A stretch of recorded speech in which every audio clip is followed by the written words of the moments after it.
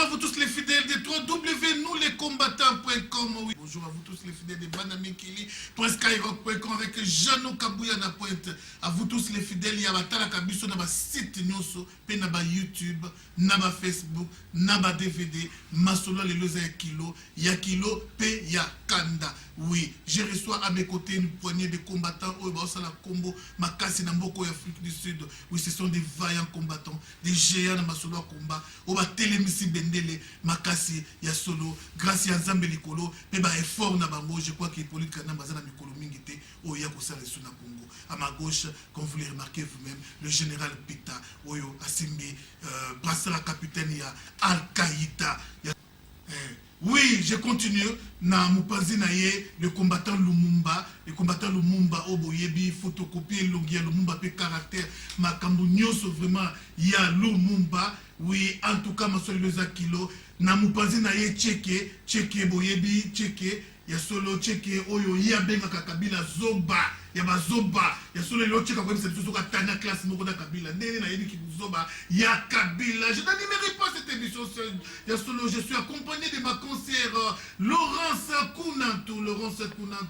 Bonjour. Bonjour, comme vous l'avez remarqué avec Laurence Kounanto, la petite sœur, consoeur du pasteur sans rival, un ennemi à Kagame, c'est bien moi la sœur Laurence Marc d'Afrique. Aujourd'hui, je suis ensemble avec nos amis combattants de l'Afrique du Sud. Merci. Lumumba yebisa biso samoni bo mene biso le l'opposant rival ba la ndangwe pas président na biso Etienne Tshisekedi bazola ndangwe pas ya Hippolyte Kanamba bazola ndayo po alanda ka son rival pe bandeko nyoso obo yebi na ba kolabo na ba ndeko ya ngambu na biso balanda ka son rival ba la ndona moment Lumumba.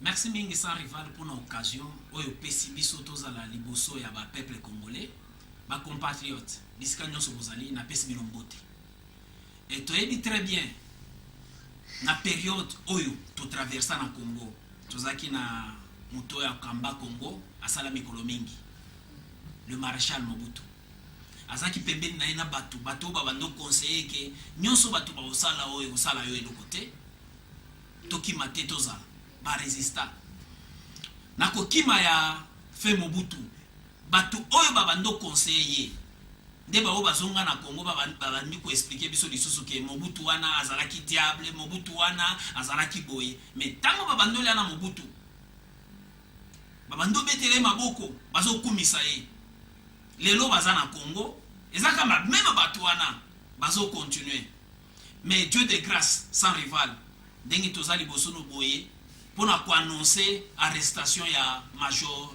Kasongo. Olive asali musala na ye po ba akanga Kasongo. Acha Kasongo na prison. Po Kasongo ayebi vérité sur Olive. Vérité que Major Lembe aliaka mbongo ya libala Olive te. Mutu mosusu ndalia mbongo ya libala Olive. Na Hippolyte Kanambe. Nde tozolinga to annoncer ou bien to yebisa Olive que a libéré Major Kasongo. Ce qui a libéré yete forme batu yata Mobutu bakima chance na bango po éveil oyo ezalaka te libanda lelo oyo éveil eza libanda to ebi place ba okima te mais na ebi place ba okima ba zo problème te ozalaka na enfer parce que c'est na enfer o ba peuple congolais ba combattant bazate mais bisika nyonso ba combattant bazali tozo annoncer que libération sans condition, il y a Major Kasongo et ça nécessaire minute. Ceux qui vont résister, la réaction beaucoup de vivre Mikolo et cause la grave. Il y a solo pita réaction nous animer na même point oyo Lumumba utikoloba. En tout cas, on merci mingi na pasteur Pascal Bokole pour l'invitation na yo na lelo na maison sans rival. Lelo to yeli susu poto lo bla toujours makambo ya mboka. Tant que to moyo mo mketo solo bla mo susté. To yelelo parce que Olive a simbi biso lisusu na nzoto yango lelo to telemi poto ya tolobela ye asimbi ozali moko ya bana mboka Major Kasongo po ayebi ozali vérité na ye etat que général ya Kaida na yaki pona ordonner nena ordonaka nena pesa ka mitindo na niveau nyonso nga na pesa ka mitindo yango na yaki na pesa mitindo na bana na Fourmi Rouge na Canada Jean-Jacques Lembe azana Canada tant mitindo epesami boyebi nde tosalaka omoni sikoyo ntango batouche peuple congolais fo totouche bango mpe tolobaki bango so babomi moko biso fo toboma moko combat echangeaki combat sekama na vitesse mosusu donc nde nazopesa ordonnance je pense bozozanga naye na moto mibale nalobi bien Chiche Olembe na René na France babe masombo nabetaka masolo mpo na yo nabetaka tolo mpo na yo mpo okundilaka Congo totiki makambo wana na maboko na yo osokipe na bandeko wana parce que Olive Lembe alingi lelo alakisaka Congo ekomi ya bango basaka na pepe congolais Général Mokeke se na Londres napesi yo Gisèle Kibi tiki na maboko na yo osokipe na ye parce que eza mamu ya mboka bango bamengi kosimba ya biso Major Kasongo oyo eza toujours na kati ya masolo soki olingi oyeba masolo akati benga na kati ya telefone oyeba masolo akati. Ok, merci beaucoup. C'était na yenga mo na kati ya jobu na osokipe lelo na Malila Lembe bandeko ya Olive baza mibale awa na moko na jobu moko na Pretoria ngai na équipe nanga a Al-Qaïda tokosa charge na bango. Je pense que ingeta Yasolo ingeta cheke yasolo toye pai na yo toujours na point wana ya arrestation ya Major Kasongo. Réaction des amis là-dessus. Olive elo monga lina bakisaka ke yozo mona ba ozomona kongona nde jeza so ya père na so ya mère no tozo yeba depo mambo sala yo nazoba ya mobali no na comprendre so ezani oyebi sera mobutu muta renyaka tozaka la mutu baba na obenga nani te bolosité ya bolos baba mike Zinzon bon so tu baba baba mike o baba benga Terminator azaka penda boyebi Terminator na Congo lelo azawa donc bosanga na biso tu clique na bino wala bino bovanda na kana chaîne bo pese conseil mo bien à libérer Major Kasongo yela moi siné pour moi siné jamais roté ma il faut pas kangisi avec na mutu et ça ba j'ai la bongo ba libérer pour ceux qui vont libérer té bon moi la conséquence ni négé la bino et puis na ro ba ki c'est loko chaque fois le bango Kabila soka na mboa soka na chien yo ozamo na moko boso ba docteur ki yo docteur mambo so na mboka so mi mona eti mboka les ayo mais keba question juste à la papa Lumumba Major Kasongo azana no militaire il peut y avoir conflit moko entre bango na vie politique pe raison ni là on y ont prouvé que akangami pona secret ba secret ya première dame Olive Lembe. Il faut éviter première dame. C'est une question que je C'est une question comme tu la poses, c'est pour cela que j'aimerais un peu que tu puisses rectifier un peu à cette question. Quand tu rectifieras, nous allons marcher. Non, moi je ne rectifie pas, je pose une question. Quitte à toi de répondre à ma question. C'est ça que moi je vais répondre à cette question, mais c'est pas la première dame. La première dame, c'est pas Olive. La première dame, c'est qui? c'est Maman Marthe. C'est Maman Marthe C'est la première dame. Bon, en fait, qu'est-ce qui prouve vraiment que c'est le général Kasongo est arrêté Major Kasongo, il est arrêté suite au secret de Maman. Le Major Kasongo, c'est celui qui connaît Olive très bien. Il a le témoignage du mariage d'Olive. Et c'est lui qui a donné, ou c'est lui qui a reçu l'argent. Il y a des preuves tangibles. Oui, il y a des preuves tangibles. Je vais exposer à la prochaine, je vais exposer ces preuves. À la prochaine. C'est vrai, papa Lumumba, le vidéo pour répondre à la question à la prochaine. Alors, l'infraction est individuelle, ou bien même les saliers est individuel. Comment se fait-il qu'Olive Lembe, Moutayebi secret au Major Azobonga, comment beaucoup ont attaqué la famille ailleurs? C'est une question qui est pensa. Mais tu as dit que nous sommes bantu. La forme na biso bien la manière na biso ya kozala bantu. Nous sommes salaka famille ngeza kabenda, famille ngeyebi na kozala na biso bantu to yebaka très bien que ceux qui na sali loko famille ngeza ni informé.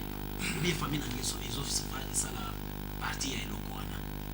Na nyonso ndenge to yebi famille ya Olive eyebi makamu oyo Olive azo sala sur Kasongo.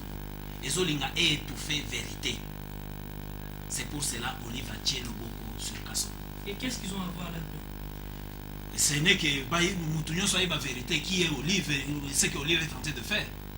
Si on n'a pas attaqué famille, on a besoin de compromis. Non, on n'a pas attaqué famille, parce que tout ça, la langue va français, va ça là. Je ne sais pas ce que me rappeler dans la Révolution française. C'est ça.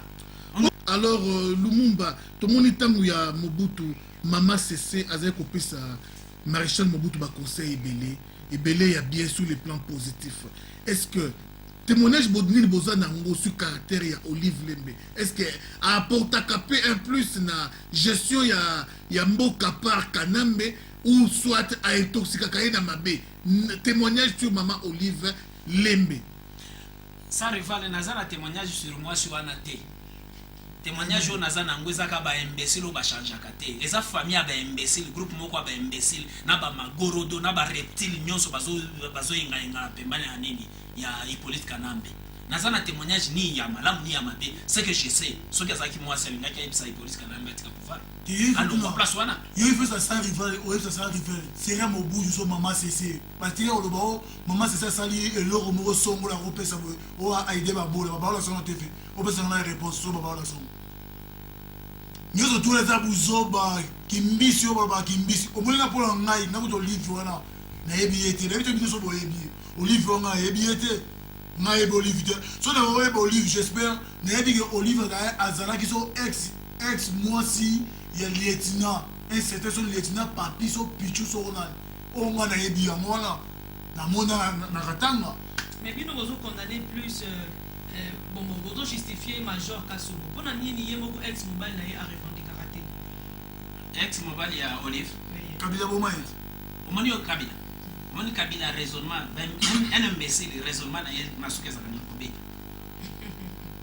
Alors papa combattant na ba combattant minina une question par rapport à libération et à opposant Mokia réaction na bino zande alingana loba Mokia tobunela mboka wazo bana général wazo opérer ba opération tout ozo yoka matoi na kata jobo associé na bandeko o bana Cape Town grand combattant esprit mabe ya tembe Mokia todo so lelo tango yo sali likopana yo na fumutoto na kameri sont les collabos.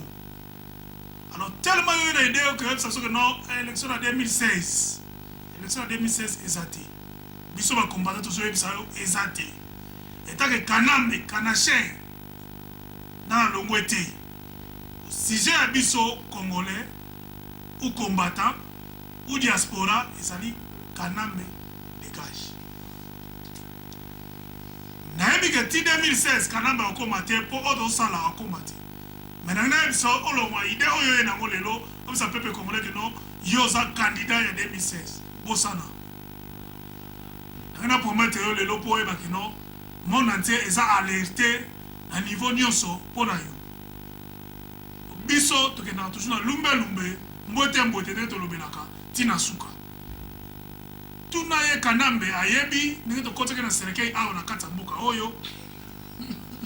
Tuna ye mobile na Obama uteko ya awa nenge to salaki ye nenge pe soki yo okosani liboma obima mpanzi ya komba nenge to kosala na komba to sala nikote to sala famille te mais za Congo ne o esangisi biso Congo ne o to bundela ka biso nyonso yango le to so bende o matoi la nanga bien to so bende matoi lelo soki yo lingo tsa musapi na moto o mona pour na Congo tout ça après makila setanga sekufa bandeko na est ba osila na point so ba osila dio minongala na kasho to ebi ke makila ki mangu ko batela ye akufa te na kanki na bino akufa te mais to ebi si yo Mokia fumutoto kameri faites attention ingeta papa Lumumba. Je pense que nous même vos élections en 2016, c'est comme si vous n'avez plus question dans bateau bazan en Congo. Au cas où tout le monde dit qu'il y a à côté de la prison peut malébélé. Bon, apparemment comme si il était parmi les gens qui ont se sacrifié qui pour mon lit mon abamo pour Namboka. Alors pourquoi beaucoup PC confiance à poser candidature en 2016? Maman nazo c'est bien la question na yo eza question moi qui tombe penza de mériter une bonne réponse. Dès qu'on a besoin de Mokia asali 4 ans en prison. Zoa yoza journaliste, zoa langage à Mokia avant prison. ozo langage mokia après prison oka mokia basculé aujourd'hui mokia zo tenir à l'obake les présidents Kabila déplacement il faut faire attention on a politique ndenge na moni yo ndenge na yebi yo eza cette position oyo na koyeba oza nango oki ko basculé te moni soki langage échanger directement na moni ke moto akomi hybride. Bien sûr, le peuple congolais va acclamer Mokia, mais le peuple congolais a dit que ça l'analyse, qui est Mokia aujourd'hui. Mokia dans le langage n'a échangé, Mokia jamais, dans le petit Koyeba, Mokia reconnaître Oyo, imbécile, il y a Hippolyte Kanambe, président Mokia. Alors, quand on vous a refusé à l'élection 2016 élection, tout ça dans la transition, sorry. Tout ça dans la transition. Je vais te dire comment. Le peuple congolais va exprimer qui désire habiter dans Bango. Qui va voter président dans Bango. Jusqu'à aujourd'hui, le président dans Bango n'a pas Moussalate. Donc, c'est-à-dire, va plaire dans Bango. Va action dans Bango, n'a pas côté dans Moussalate. Comment est-ce que nous pouvons proclamer directement l'élection? Il y a mon envie pour nous s'attendre à la ligne dans Tozo est là, président élu. Et na ba peuple congolais abandi musala toke na transition nango esili tosali élection parce que constitution tout ce que bato basali oyo manigansa bato oyo ezali ba théâtre ya âge na niveau na bango to bafoué yango d'ici là to tiki yango tozui oyo ya conférence nationale souveraine to tie yango en pratique nous allons partir. Merci beaucoup, Tcheke, Toke, Panayo, Tcheke, combattant Kanda, Tcheke, Yasolo, moment où le combat est comme niveau nini. Ça parce que n'importe quoi sur la Rabiso, on a posé un rapport que le combat d'Afrique du Sud est comme niveau nini. Bah, poto, boyebi, n'alingana la zone sur la réponse na moki on a moyen de alinga ça na biso 3 meka. Azo ingasta ala façon qui pembe so qui libu munene wana comprendre et bien peut changer à un moment ni on se moque les équipes tout ça va caméléon tout ça va dragon à militaire maman lolo au moni que ça but mon pas atteindre maman lolo au moni que moki wana to alors oui j'ai sali le président Li Etienne Tshisekedi car lelo la prison de wana aller ba monga Kabila a fouli biso na nous pepe ya malamu ayo changer. Donc, il y a des qui ont la personne qui peut embêter, à la personne qui sentait dans les boumounes, on va être dans la prison. Pour ça, on a besoin. Il y a besoin. On a besoin de combattre en Afrique ici. Moi, on a besoin de bienvenue en Afrique ici. Pour au moins la film, au monde, au monde Obama, à mon avis, Congolais. Mais si la pauvre recours de gagner ambassade à 12 heures, à Ouiga Tozoya, à combattre Bazoya. Donc, naba mokia so bakabila kosi yo anga de na obendo matoi ba mwana mayela yo kaka so kate okufa soki so bakabila kosi yo apesi yo mbongo yo so baje okufa biso to visiter yo na biso bana poto so ni so za tembe ya Afrique ici to visiter yo na bo pete yo surtout au mona obama mona ki lumbelo mbeti. En tout cas c'est une question on a pour attendre tena tout na ba combattant boza alors apparemment mutunyo soit télé na Congo. Confiance parce que vous devez collaborer ensemble avec ceux-là qui sont dans le pays. Moutouni Libino Bopesi confiance à part le président Etienne Tshisekedi. Moutouni Libino Bosepe Nakanae, beaucoup collaborer. Je pense, merci maman, la question Tuni Bisso. La web ça Mouto Bisso collaborer na ye o azala idée mo kona biso. Ceux qui osent idée mo kona biso te osa mupandi. Alors ceux qui osent idée mo kona biso à combattant ou diaspora. Au peuple congolais, au biso de Lingi, tous en ont ce qu'on s'en dehors, on s'en toujours en dehors. C'est-à-dire, Mouto Azali na même vision na biso, avec Ozala na Kimiate na Congo. Je ne sais pas si vous comprenez le Nabi. Je comprends. Ceux qui ont télémi, net biso na Congo, on mérité, on mérite faire la makara. Donc, ceux qui ont Mouto Azo, ça va voyage, le Gola Mouto Mousso, le Burundi, ça va voyage, va et vient. L'Afrique du Sud va et vient. Et qu'est-ce qui fait qu'il ne soit pas inquiété depuis que Vital Kamerhe Longwana Mopanzi Joseph, on l'a jamais inquiété. Ni Kokangaye, ni Tibakanga Chabani, Babetaye, Oyo, Azaraka na UDPS, mais Vital Kamerhe. Oui, Azana UDPS. Alors, mais Vital Kamere, on l'inquiète pas pourquoi. Parce que Vital a côté na bisoté. Vital les a qui copent na bango. Vital a donné ni bavanda qui na Hippolyte Kanambe. Dengue Jean-Pierre Mbemba en prison. Le vieux Azana Kisasa est na Belgique malade. Donc yobi mausa na lokolo poza. Basa la biso théâtre Burundi na Rwanda bakamba biso. Mais totalement. Vital ande ko na biso ta Burundi. On ngande na zolo ba ngai na yebi ke Vital aza Burundi. Il n'est pas congolais. Sors na bango ezali ya. Na komi retrouver na Burundi. Omoli likambo to lo baba tumi ba mu na komba o. Bino bosa ba jena komba. Toza ba jena komba. So yo e ba komba ndenge ezali yaka. O sepela na komba o mona ke bato wana o moninga ko ba ko boma ba monga le leza ko problème wa gravité na ndimi. Mais sora Congo wana e mona na kala mingi. Oui, ma conseillère Laurence, je crois que la grande différence, c'est que Gabriel Mokia, avant sa prison, les combattants Bazakina en action. Tant qu'il y a continué en prison, aujourd'hui, c'est les combattants qui font la loi. Alors, Kobimanaï, prison, il fallait comprendre que maintenant, les combattants de la loi et non les politiciens. Je crois que sur ce point-là, tu me un peu Koucha, moi point. Alors, tu n'as pas une checké, Yebisabiso vraiment, les lots Oyo. Makamba constitution et toki. Makamba constitution et toki. Alors tout le monde qui tout ça là marche belé, francophonie ça les maté et salama. Tout ça là marche belé pour que Hippolyte Kanambe alongwa ba mindele ba imposer kana makasi nenga trichaki. Mais est-ce que vous croyez que ni tout ça la liste sous pour que constitution ça la réviser de peur que tout ça la kaka ba ça la okana ko nenge ote koleka. Ba disposition ni to ko zo check et puis préparé à une opération ni a pour que constitution na et banako za la réviser. Ça rival et là au Congo ils en Congo on j'espère pour na maine na zolo pour la Congo na biso wana au moni peuple congolais sera côté esprit ba tunisien bazana mo égyptien wala bendo mo na benda ke na kata kinyi wala ba ndimi ke babike to sacrifier pour la mboka makambe belé que ça na kishasa makambe belé et que ça pour la nuit, pour les bisous, bits n'est pas allé caractériser. Basa la nuit surtout bazo ça la Congo wana. Mais bits n'a pas allé bango surtout ne bazo la baza au Kenya. Oh ngaso na zana ni, au monde bazo na bango surtout. Oh ngai na Congolais na ndeni. Le gars pour pouiller qui mutu wana makambe surtout ça la zo yiba na Congo. Lui surtout ba kanga bisaka pour préparer ranzela. Fan, nazo répéter.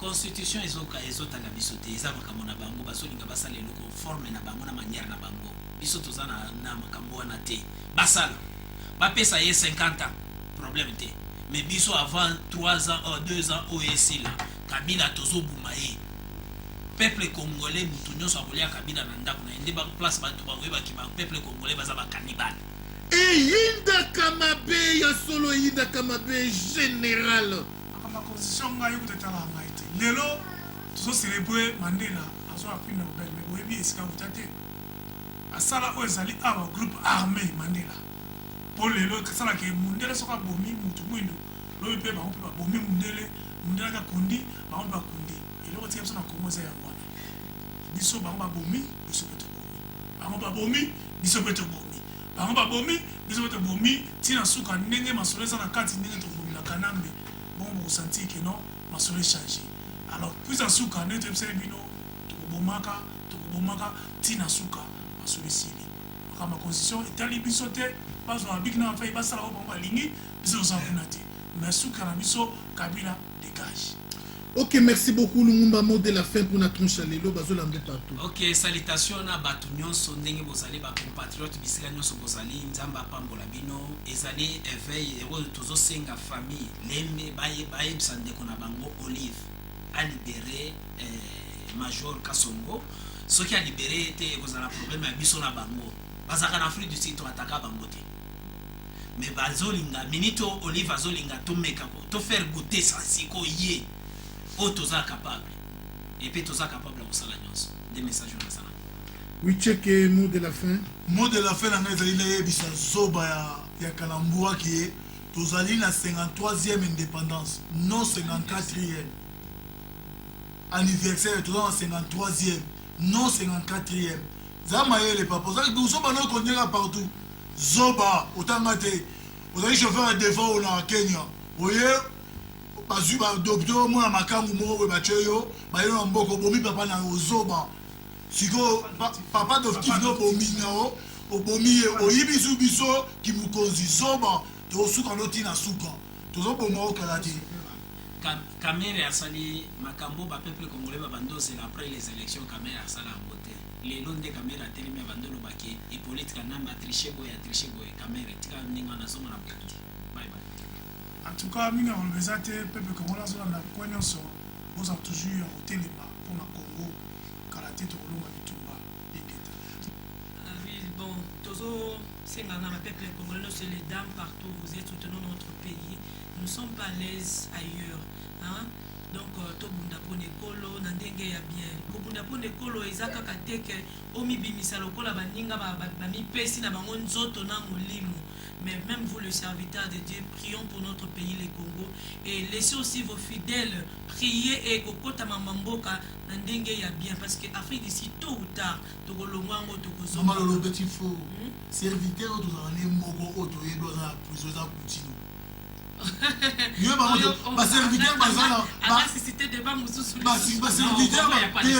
Serviteur bazala bango o batambola na nzambe bazali mais serviteur o de contrané lelo o atarami pour la mboka Mama Lolo osa journaliste il faut pas vérifier l'église c'est ça dernier rempart à l'éducation c'est l'église l'église congolaise hein et pousser batu bayiba ki bazala ba riche na lola na mabele bazala ba pauvre o tokotambola na ba or na lola. Est-ce que peut-être va s'appuyer dans un verset heureux le pauvre en esprit. Verset wana ezali écriture. Ça doit être interprété. Et majorité de ces pasteurs bayaka na l'église ba pauvre. Oya ça maman nani maman Olang. Maman Olang. Je crois que débat otoko soulevant au jour mususu boza kanda pe ba homme de Dieu. Homme de Dieu. Yo za homme de Dieu. Maman Lolo zela. Mais on même en Afrique ici. Homme de Dieu au batamo na nzela ya solo bazali. Bazana bango bazana bango ba ndoki. Na mandako na bango ngana sa homme de Dieu. Ye mongo musana nzambe wana ndoki. Azokosa yo wende Dieu. Yo fauza wende Dieu. Nanya sa wende Dieu. Homme de Dieu solo Afrique ici bazana malolo. C'est bon tu te mets dans le temps homme de Dieu solo. Bazali na Congo bazali ba passer Coutinho bazali. On va passer Coutinho. L'église Maman Lolo, il faut y ça va peuple de Dieu vérité. Au monde église, au monde lukusa, na yebisa yo, so ki lukusa za la na tanya Yesu Kristo, na Bible ko dinga za la livre moko pasteur lukusa. Parce que lukusa a enseigné oyo Bible et lobi. A yebisi peuple congolais, oyo Bible et lobi qui soki mboka mokonzi aza mwana muke bozali be esclave. C'est ce que la Bible a déclaré. N'est nous ça répéter. C'est que pasteur na vrai ba majorité ba yeba le pourquoi d'un pasteur té. En tout cas on a moni débat photo to ya papa Lumumba to landa président ya Kaïda to landa papa Tchèque de to continuer la sujet wana. Mais je vais seulement dire à tous les Congolais ya makila tous les Congolais aimons notre pays. Amen. Égypte ba égyptien ba israélite ba regretta qui peut mo bande ko liama pakuna ba mais bazaki ba esclave. Ils n'étaient pas à l'aise parce que bazaki na droit ya ko s'épanouir té, ce n'était pas leur pays. Il a fallu ba bima malgré des peines yango tozo endurer. Donc totika la wana té biso tozo lia ba magdo ba ni toza ailleurs. Mais visons toujours le bien-être de notre pays. Pensons à notre pays. Nous sommes les Congolais, surtout les femmes. Vous avez laissé la tâche au papa alors que biso ba maman de tozo bota tozo multiplier peuple, biso de tozo multiplier population. Donc toza pe na rôle munini à jouer katina nation na biso congolaise. Merci à Pasteur Son Rival Bakole, à vous tous qui suivez l'émission Marque d'Afrique. Votre sœur Laurence avait lancé un défi, l'appel à tous ceux-là qui veulent soutenir votre sœur. Je serai la bienvenue auprès de vous. Merci à vous tous. Anderson italienne, www.anouslescombattants.com, je voulais dire. Tolingi Binomeye, faites votre travail avec simplicité, honnêteté et courtoisie. Et ça la bien migi. Oui, ça c'est vraiment une émission intéressée par tout nous. Masolo ya l'église, on apprendra que l'apôtre Mbiye a yebina kubenga mwana na ye ya molimo badengi na kongo ya muteba oya dirige l'église yawe chama awa d'Afrique du Sud pour que alongola a excommunié adjoint na ye awa a contribuaki na kotiela ye poisson pe pasteur ya yawe chama a excommunié adjoint na ye babengi na kombo Bertin pour que sur ordre ya apôtre Mbi que a contribuaki na kotiela apôtre Mbi aux autorités kanambe ne mutati a utilisé qui ou pas. Alors Bertin est maintenant dans la rue. Pourquoi? Parce que ça excommunié la masolo a posé yindi na Afrique du Sud na j'étais ma pasteur à côté belé, ma pasteur aventurier belé. Alors parce que tout ça possibilité na ma combat, moi to kota kota na mozindo na moisa te mais la prochaine numéro pour monde na to yamba Lumumba, to yamba pe général Al-Qaïda et le monde a checké ba c'est la liste il y a ba pasteur à solo en Afrique du Sud comme ça bino boa en Afrique du Sud. Bon recommander ba kende na ba église il y a ba pasteur à solo oyo Lumumba ba ko ça la liste. Alors bino souvent ba ndeko na bino d'Afrique du Sud boyo ka kombo il y a ba pasteur wana ba pasteur ya sérieux. Prochain numéro pour monde ngo plus na marque d'Africain en nous on est plus limité qu'à na masolo Yamboka, pas trop de commentaires, le charismatique Tchatumba, pas trop de commentaires. Kanaté, au monde entier, il a comprendre que beau, Dieu le Chipama, ah, Botoli Congo. C'est à partir de cette pression, nous Congolais, que nous avons tenu. Tous ces éditeurs, ils ont compris notre langage. De partout où nous sommes, on fait toujours la même guerre. Ils ont compris que nous parlons beaucoup de notre Congo. Nous l'aimons beaucoup. Nous voulons rentrer dans notre Congo. Et tout ce qu'ils ont écrit là-bas, ils disent à quoi à Obama? Ils disent que tu encadres des monstres en Afrique. Vous avez ici la photo de celui qu'on appelle Kagame du Rwanda. Alors, sur la deuxième page, vous avez des facilités de voir les visages de ces fameux monstres là-bas. Il y a Paul Kagame là-bas et de l'autre côté, il y a Kanambe Hippolyte. Ces gens ici sont les encadrés de Obama là-bas et des autres en Europe qui dirigent. Tant qu'on a commenté là,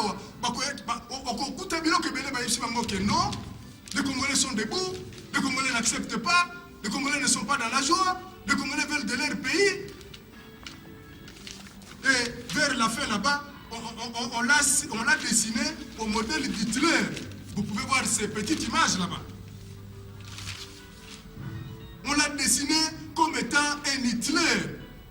Et Hitler n'est pas une bonne représentation dans le monde.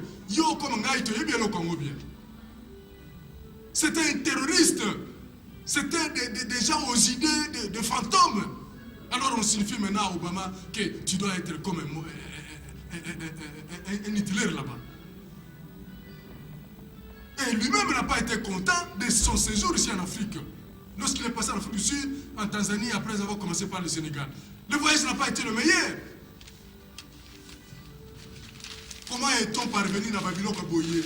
C'est puisque Yo Telemi, c'est puisque Ngana Telemi, c'est puisque Lobaka, c'est puisque Nalobaka.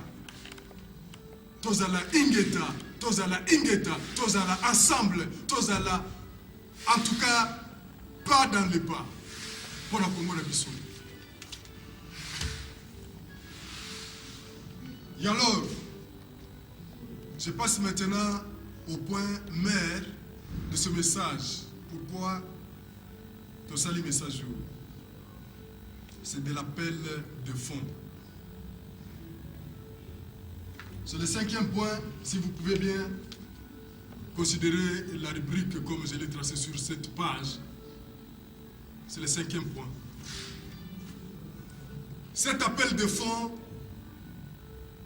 je le fais en tant que la bouche autorisée de la communauté congolaise ici en Afrique du Sud. Nous sommes ici à Johannesburg.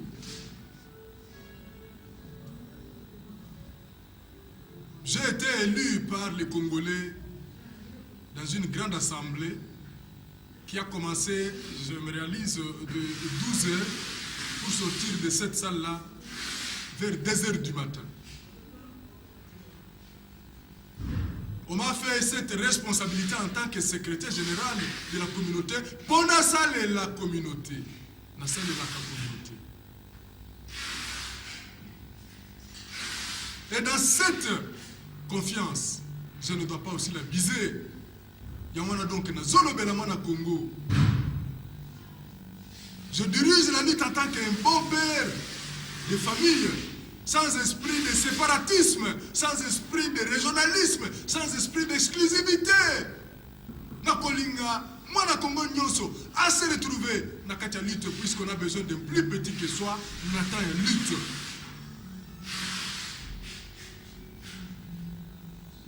Cet appel de fonds nazobele la yonde kona biso oza na Londres, oza na Paris, oza na New York, oza na Angola, oza na Australie, ndeko oza na Zambia, oza même na Congo, oza na biso même en Afrique du Sud. Oyebi ke bakangaki bandeko na biso depuis le 4 février 2013 ya Hanoi.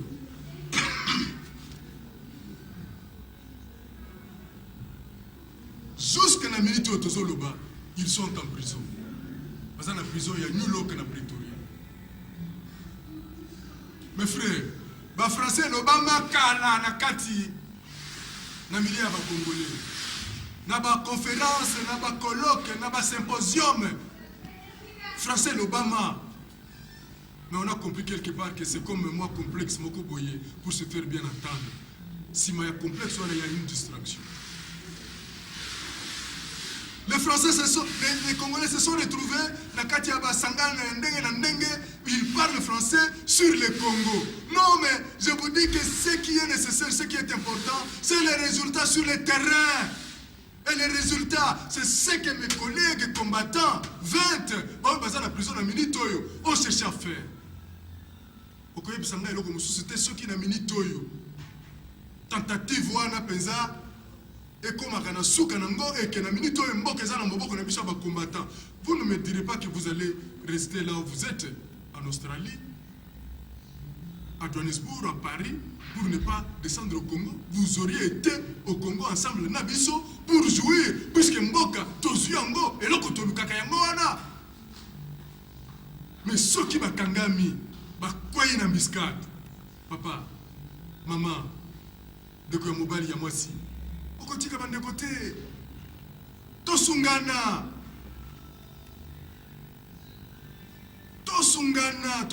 papa, tosungana mama, tosungana ndeko bandeko wana, quelles que soient les responsabilités personnelles bazaki nango ebele na bango batiki basi na bana tozana bango na mboku. Mais ils se sont dit pour la cause ya mboka na biso. Les discours ont été faits, le français a été parlé, et puis ça est l'autre côté. Bisoto kende, namaboko, mende wakoye na miskat. En tout cas, nous devons quand même bouger nos cœurs. Nous devons bouger le cœur.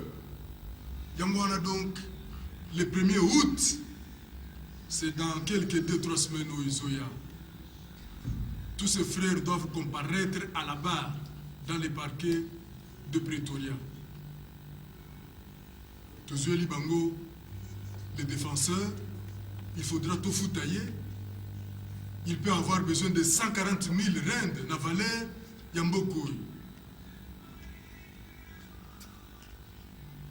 Il faudra avoir un montant nécessaire pour leur bail, c'est-à-dire leur liberté provisoire. C'est ainsi que nous pouvons aller jusqu'à même à 160 000 rentes. S'il faut tout tirer au niveau, il y a Mbongo, il y a Potokuna. Les héros, c'est peut-être une affaire de 100 000 euros. Ce qui tout tient au niveau, il y a Mbongo, il y a Amérique Kuna. C'est peut-être une affaire d'une 80aine, je ne sais pas moi. Bon, faisons un peu de calcul comme ça. Ça peut faire une centaine de milliers encore de dollars. C'est ainsi que je fais cet appel à vous, nos frères, qui nous suivez. Même dans les groupes d'individus, se retrouvent à Kawana donc. Envoyez-nous si vous n'avez pas même ce qu'on a bien en Europe. Si vous avez 100 000 euros, envoyez-nous même un 20 euros, un 30 euros, un par un. Donc ça le nombre. Bon, pour la bino en Amérique, si dans le groupe ou bien par individu, si vous n'avez pas à nous envoyer, je ne sais pas moi, 2 000, 3 000 dollars, envoyez-nous même 30 dollars, 40 dollars, par groupe ou par individu, envoyez-nous. envoyez-nous cet argent-là. Cet argent-là, ekoya kokota na oyo aussi tokangisi en Afrique du Sud. D'ici 2 semaines, par exemple, topesa mbongo wana na ba défenseur pour que le premier balobela bango babima libanda. Et donc on a kolakisa combien toza ini, combien amour eza na kati na biso. Et kobangisa l'ennemi. Bien sûr, j'ai eu des reproches par-ci par-là depuis l'Europe que la lutte en Afrique du Sud avait connu de divisions, etc. Je prends cette parole au nom de la communauté qui m'a donné confiance pour vous dire que je gère la communauté et non pour gérer des conflits, mais plutôt l'harmonie. En passage, je vais vous présenter la mission du secrétaire général. C'est sur ces quelques 3 points. Le secrétaire général que je suis, j'ai cette mission ici. Conscientiser notre peuple à aimer notre terre congolaise à travers de réunions, de séminaires, de dialogues. Deuxième point, le secrétaire général a la mission d'organiser et de maintenir l'administration de la lutte jusqu'à la libération de notre pays. Troisième point, le secrétaire général a la mission d'encadrer les membres de la lutte par un esprit d'harmonie, d'unité, d'amour, tenant ainsi haut notre morale, notre social et notre politique. Voilà. C'est tout ce que j'ai comme mission. C'est ainsi que Goyokaki, peut-être dans ces temps-là, que tous ceux qui ensemble n'ont pas bonne image, tous ceux qui ensemble n'ont pas sans rival, tous ceux qui ensemble n'ont pas Bishop Élysée, tous ceux qui ensemble n'ont pas ceci, cela. Tous ces géants-là, je vous dis que Ngayoyo, Naza devant leur micro, Naza devant leur caméra, je fais la politique nécessaire. Tout le monde est revenu à la lutte. Tout le monde est revenu à la guerre. Nous sommes déjà Libokemoko. Ça ne manque pas dans une famille. On peut avoir une petite difficulté de gauche ou de droite. Les frères peuvent se conflictuer. Mais quand le père arrive, à côté de Bango ensemble, Bango ensemble, et dans la conscience de tout un chacun, ils savent l'effort si métallique que je suis en train de faire pour qu'on se soit encore retrouvé. C'est ainsi que toi, en Europe, en Amérique, tu te gênais parfois de cette situation, de cette fois-là. Moi aussi, comme toi, je m'en inquiétais. Mais l'effort que je fais est l'unique. Nous sommes déjà ensemble. Tous déjà ensemble. Alors, bouge un peu mon thème na yo. Tindela biso $20 na yo. Tindela biso 20 € na yo. Tindela biso $100 na yo. Tindela biso mbongo wana tango kokoma wa. Toko sangisango d'ici 2 semaines to pesi on ba défenseur ba bimisi bande ko na biso et si mana ya sorti na bango je me tiendrai encore devant la même caméra de sans rival et sans concurrence les compagnons de lutte de longue date. Je me tiendrai devant la caméra d'une image les compagnons de lutte de longue date. Je vous dirai combien votre argent a travaillé ici. Namakambongo, toi tu as la confiance, je ne vois pas pourquoi. Non, tant que tu continues à mongo, le secrétaire général à cause à la bien. À cause à la bien, qu'est-ce que cela signifie? Non! Je sais bien qu'il y a des avantages liés à la fonction de quelqu'un. Bon, je puis charger mon téléphone, c'est pour faire des contacts. Il n'y a que cet avantage par exemple. Je peux faire un déplacement d'urgence.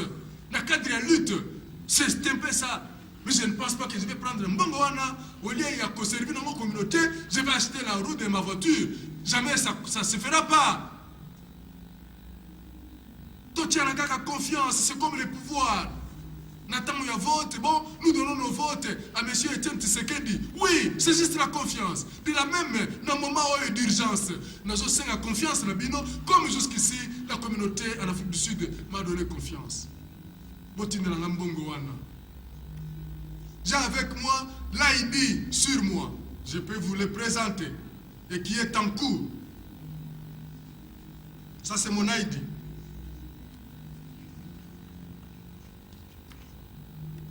avec cet ID, je peux me présenter devant Western Union et je peux récupérer de l'argent. Je ne saurais pas vous demander d'envoyer cet argent dans le cadre des comptes que nous avons sur place comme Standard, comme FNB, comme ABSA. Non, envoyez seulement par la voie de cette banque qui maintient un peu les équilibres dans les pays étrangers, Western Union. Et je vais à un moment donné vous présenter mon numéro. Je pense que Sans Rival et John Image pourront mettre mon numéro en dessous de la rubrique. Comme ça, vous allez copier mes adresses. S'il faut les remplir dans les fiches là-bas, à Western Union, comme ça, je vais recevoir. Maintenant, vous avez nini. Tant que vous avez $20, $200, etc. Yo, Bengangaï, Yepsanga que voilà, j'ai envoyé cet argent-là. Et pour plus de lumière, Namakambo Yambongo, appelez aussi John Image, appelez aussi Sans Rival. Yepsa que oui, Nauti Kokotine de la secrétaire générale, $100, 20 €, 30 €, etc. Bango Bazan a contact physique Nangaï, anytime.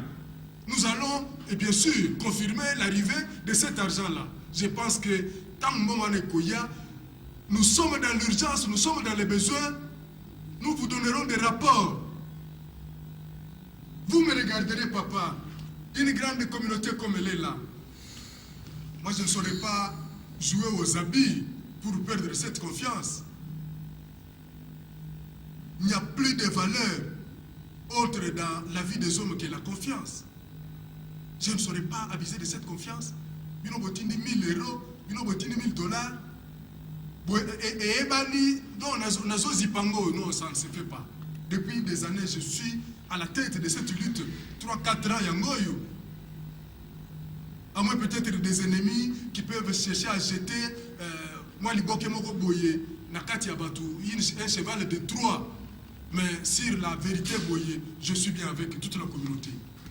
Je suis bien avec toute la communauté. Je sais bien que Mingi dans les caméras et ainsi de suite, c'est pour des raisons stratégiques. Vous devez savoir que la position de Nazako équipée, c'est purement politique. Je dois savoir comment me comporter. Et alors, c'était juste pour vous demander de pouvoir nous envoyer cet argent-là. Voici la base de ce message, la voix des ayants voix. Nous devons nous seconder, nous devons nous soutenir tous ensemble. Et alors, vers la fin, je vais vous demander de faire quelques manifestations dans Bamboka Bino Tubozali. Namboko yo, Pimela Biso longtemps, les manifestations, les marches, on ne nous donne plus des autorisations. On fera des démarches, ils savent ce qu'ils font, mais cela n'empêche pas notre lutte. C'est ainsi que vous, à Londres, à Paris, à Bruxelles, à Marseille, à Port-Anvers, à Washington, à New York, le 1er août, écrivez des panneaux, des pancartes, etc. Installez-vous dans des parlements de ces États où vous êtes. Pour libérer les Congolais. Puisque la même date-là, nous serons au parquet en train de suivre la défense pour nos frères le 20 arrêtés.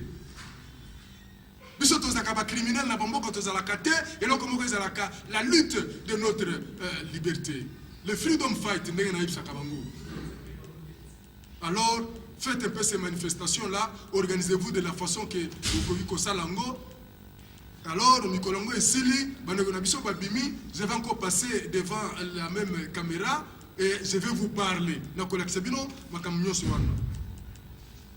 Pour pouvoir terminer mon message, je suis à la fin.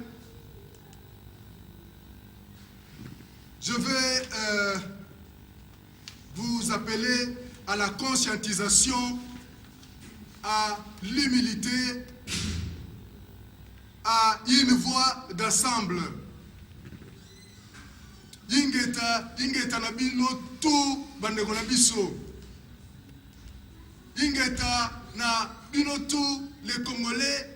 Ingeta na Kiyombe, c'est dans le bas Congo, vers le bas fleuve là-bas que j'ai trouvé les mots. Eza ko signifier eza bongo, c'est-à-dire soyons comme cela na lolaka moko.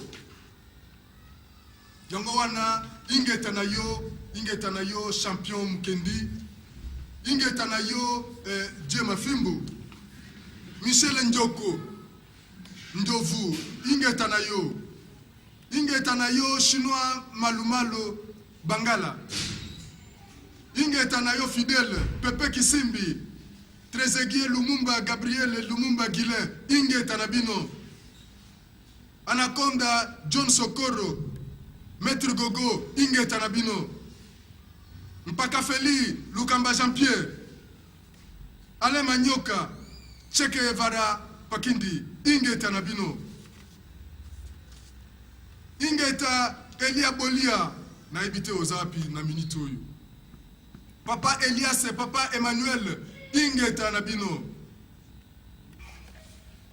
ingeta Ogi Kitoko Barthélemy Bakina Pretoria, Godefroy Badibanga, ingeta président Mike Pichuzo Kombangu, ingeta na yo Patrick Lokembe, Pasi de Londres, serviteur humble, sans rival et sans concurrence, ingeta na yo John Image, ingeta na yo Katakata, Jano Kabuya, ingeta na yo.